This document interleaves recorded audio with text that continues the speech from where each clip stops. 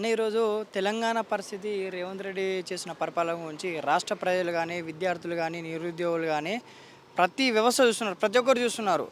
అంటే ఈ ముఖ్యమంత్రి అంటే కాంగ్రెస్లో ఎంతోమంది నాయకులు ఉంటారు, ఎంతోమంది మేధావులు ఉన్నారు. ఈ బుడ్డర్ ఖాన్ ఈ ముఖ్యమంత్రి ఓటుకు నోటు దొంగను తీసుకొచ్చి రియల్ ఎస్టేట్ వ్యాపారులు చేసి ఆర్టీఐలు వేసి బెదిరించే ఒక రేవంత్ రెడ్డిని తీసుకొచ్చి ఈరోజు ముఖ్యమంత్రి చేయాలని చెప్పేసి ఈరోజు తెలంగాణ సమాజం, తెలంగాణ ప్రజాంగం, తెలంగాణ విద్యార్థి లోకం, తెలంగాణ నిరుద్యోగ యువత బాధపడుతున్నారన్న. ఈరోజు హైదరాబాద్లో రేవంత్ రెడ్డి ప్రభుత్వం, కాంగ్రెస్ ప్రభుత్వం వచ్చుడుతోనే హైదరాబాద్ నగరంలో హైడ్రా పేర్లు చెప్పి జేసీబీలు, బుల్డోజర్లు పెట్టి పేదల ఇళ్లను 30 సంవత్సరాల కింద హైదరాబాద్ నగరానికి వచ్చి ఇక్కడ స్థిరపడ్డ వాళ్ళను, ఇక్కడ పర్మనెంట్గా సెట్ అయిన వాళ్ళను అక్కడే కరెంటు బిల్ తీసుకొని నివసిస్తున్న ఒక పేద ప్రజలను ఈఎంఐలు కడుతూ వాళ్ళ జీవనం సాగించుకునే పేదల ఇల్లు బుల్డోజర్లు పెట్టి కూలగొట్టిన ఒక చరిత్ర ప్రపంచంలో కానీ దేశంలో కానీ కాంగ్రెస్ ప్రభుత్వానికే ఉందన్న. ఈరోజు బుల్డోజర్లను ఎవరింటి మీదకి పంపాలి?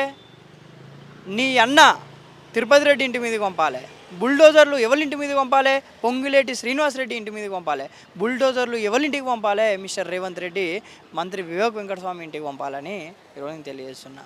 అంటే పేదలకో న్యాయం, పెద్దలకో న్యాయం అన్న ఈ కాంగ్రెస్ ప్రభుత్వంలో. ఈరోజు ఇందిరమ్మ రాజ్యం అంటారు. మరి ఇందిరమ్మ రాజ్యంలో పేదోనిళ్ళు కులగొడతావు కానీ పెద్దోనిళ్ళు పొంగులేటి శ్రీనివాసరెడ్డి ఇల్లు కులగొట్టవు. ఈరోజు రాఘవ కన్స్ట్రక్షన్ పేరు చెప్పుకొని హైదరాబాద్ నగరంలో చుట్టుపక్కల ఉన్న ఒక ఇసుక మాఫియా కానీ లేకుంటే మైన్స్ మాఫియా చేస్తున్న వ్యక్తి ఈరోజు పొంగులేటి శ్రీనివాసరెడ్డి మరియు అతని కొడుకు రాఘవ. ఈరోజు బౌన్సర్లను హైదరాబాద్లో రియల్ ఎస్టేట్ దందా చేసుకుంటూ ఈరోజు ఎక్కడ ప్రభుత్వ స్థలం కనబడ్డా, ఎక్కడ ఖాళీ స్థలం కనబడ్డా, ఎక్కడ పేదోని భూమి కనబడితే అక్కడికి వేల మంది బౌన్సర్లను వేసుకుపోయి పొంగులేటి శ్రీనివాసరెడ్డి గారి పుత్రుడు రాఘవ్ అనే ఒక వ్యక్తి, ఒక మాఫియా, ఒక రియల్ ఎస్టేట్ బ్రోకరు అక్కడికి వెళ్ళి ఈరోజు వాళ్ళని బెదిరించి అక్రమంగా చుట్టూ ప్రహారీ గోడ కట్టి దాన్ని ఆక్రమించుకుంటున్నాడు. అంటే ఎటుపోతుంది తెలంగాణ రాష్ట్రం? కేసీఆర్ గారు 9.5 సంవత్సరాలు పరిపాలించినప్పుడు ఎవడన్నా పోయి బౌన్సర్లను తీసుకుపోయి ఆక్రమించుకున్న నేపథ్యం ఉందా? బౌన్సర్లను తీసుకుపోయి పేదల ఇళ్లను లేకపోతే బుల్డోజర్లను పెట్టి జేసీబీలను పెట్టి పేదల ఇళ్లను కూలగొట్టిన చరిత్ర ఉందా? ఈరోజు రియల్ ఎస్టేట్ చేసుకున్న ఒక డాన్లు, రియల్ ఎస్టేట్ బ్రోకర్లు ఈరోజు 100 మంది బౌన్సర్లను తీసుకుపోయి అక్కడ వాళ్ళ భూములు ఆక్రమించుకునే పరిస్థితి ఉందా? ఈరోజు హైదరాబాద్లో బహిరంగంగా పొంగులేటి శ్రీనివాసరెడ్డి గారు మైన్స్ మాఫియా చేస్తున్నాడు. ఈరోజు అక్రమంగా ఎంతో సంపాదిస్తున్నాడు. ఈరోజు ఇక్కడున్న మన వనరులను ఈరోజు పొంగులేటి శ్రీనివాసరెడ్డి గారు ఎక్కడికో తీసుకుపోతున్నాడు. అంటే ఈరోజు ఇక్కడ హైదరాబాద్ చుట్టుపక్కల ఉన్న 100 కిలోమీటర్ రేడియస్లో పొంగులేటి శ్రీనివాసరెడ్డి ఇంత దారుణంగా ఈ మాఫియా చేస్తుంటే, అక్రమాలకు పాల్పడుతుంటే అతని కొడుకు ఈరోజు పేదల ఇళ్ళ మీదకి బౌన్సర్లు తీసుకుపోయి, పేదల భూముల మీదకి బౌన్సర్లు తీసుకుపోయి ఆక్రమించుకుంటే ఈరోజు ముఖ్యమంత్రి రేవంత్ రెడ్డి కానీ లేకుంటే ఇక్కడ హోంశాఖకు కానీ లేదా రాహుల్ గాంధీ గారు కానీ కనబడట్లేదని నేను అడుగుతున్నా. మరి తెలంగాణలో ఇంత చేస్తుంటే మరి ఈ ప్రభుత్వం వీళ్ళను ఎందుకు సపోర్ట్ చేసుకుంటూ వాళ్ళ దగ్గరికే పోవట్లేదు? మరి ఈరోజు ముఖ్యమంత్రి రేవంత్ రెడ్డి గారు కావాల్సింది ఏంది? పెట్టుబడిదారులు కావాలి. ఎవరు? వివేక్ వెంకటస్వామి, విశాఖ ఇండస్ట్రీస్ చైర్మన్ వివేక్ వెంకటస్వామి ఒక పెట్టుబడిదారి. ఈరోజు పొంగులేటి శ్రీనివాసరెడ్డి వేల కోట్ల అక్రమాస్తులు, లక్షల కోట్ల అక్రమాస్తులు ఈరోజు పేదల ఇళ్లను కూల్చి లేకపోతే బుల్డోజర్లను పెట్టి లేకుంటే ఈరోజు పేదల భూములను ఎంతో విలువ చేసే వట్టినాగులపల్లి లేకుంటే రంగారెడ్డి జిల్లాలో ఉన్నటువంటి పేదల ఇళ్ల మీద కన్నేసి ఈరోజు ఆక్రమించుకుంటున్నాడు. ఈరోజు రేవంత్ రెడ్డి గారికి వాటా పోతుంది, ఇక్కడ ఉన్న మంత్రులకు వాటా పోతుంది.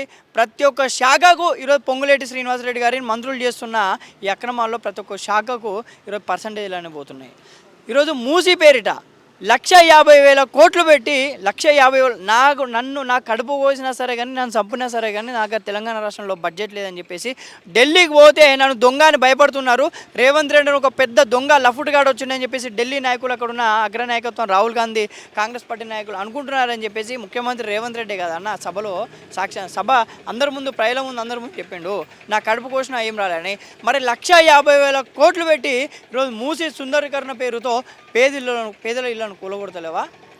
ఈరోజు హైదరాబాద్ నగరంలో కేసీఆర్ గారి ప్రభుత్వం ఉన్నప్పుడు హైదరాబాద్ నగరంలో వరదలు వచ్చినాయి నిజమే. కానీ వరదలు వచ్చినప్పుడు ఏ పేదల ఇళ్ళన్నా మూసీ కడ్డుందా?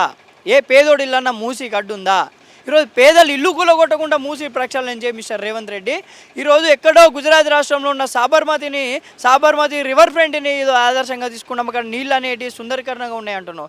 ఈరోజు గుజరాత్ రివర్ ఫ్రంట్ గుజరాత్లో ఉన్నటువంటి సాబర్మతి రివర్ ఫ్రంట్ దగ్గరికి వెళ్ళి చూస్తే ఈరోజు మీ మంత్రులు మీరు మీ సలహాదారులు అందరూ వెళ్ళి చూస్తే 10 నుండి 20,000 మంది కుటుంబాలు ఈరోజు రోడ్డు పాలైనాయి అన్న. సాబర్మతి రివర్ ఫ్రంట్ చేసినాం, అక్కడ నీళ్ళు అనేవి చాలా సుందరీకరణగా ఉన్నాయని మాట్లాడితే నీళ్ళు చాలా బాగున్నాయంటే అక్కడ సాబర్మతి రివర్ ఫ్రంట్ అని ఒక ఫెయిల్డ్ రివర్ ఫ్రంట్ ప్రాజెక్టు. మన దేశంలోనే రివర్ ఫ్రంట్ ప్రాజెక్టులో ఒక ఫెయిల్డ్ రివర్ ఫ్రంట్ అని చెప్పేసి రేవంత్ రెడ్డి గారికి తెలియదు. ఏదో ఒక ప్రాజెక్టు తీసుకుందాం, 150,000 కోట్ల బడ్జెట్ పెడదాం, అందులో స్కీములు చేద్దాం, పేదలు ఇల్లు కూల్చుదాం, లేదా ఈ పేదలను ఎక్కడికో హైదరాబాద్ నగరంలో ఉన్నటువంటి ఈ పేదలను ఎక్కడికో వేరే దగ్గర తరలిస్తామనే ఆలోచనే రేవంత్ రెడ్డికి ఉంది తప్ప ఈరోజు పేదలను ఆదుకుందామని లేదు, ఈరోజు డబుల్ బెడ్రూమ్లు ఇస్తామని లేదు. ఈరోజు కేసీఆర్ గారు ఉన్నప్పుడు హైదరాబాద్లో ఏ కాన్స్టిట్యూన్సీలో ఏ నియోజకవర్గానికి ఏ మూలకు పోయినా సరే కానీ ఈరోజు పేదోడుకు డబుల్ బెడ్రూమ్ ఇచ్చిన ఘనత ఈరోజు కేసీఆర్ గారు అన్న. రేవంత్ రెడ్డి ముఖ్యమంత్రి అయిన తర్వాత కాంగ్రెస్ పార్టీ అధికారంలోకి వచ్చిన తర్వాత ఎంతమంది పేదలకు ఇల్లు కట్టించాలని నేను అడుగుతున్నా.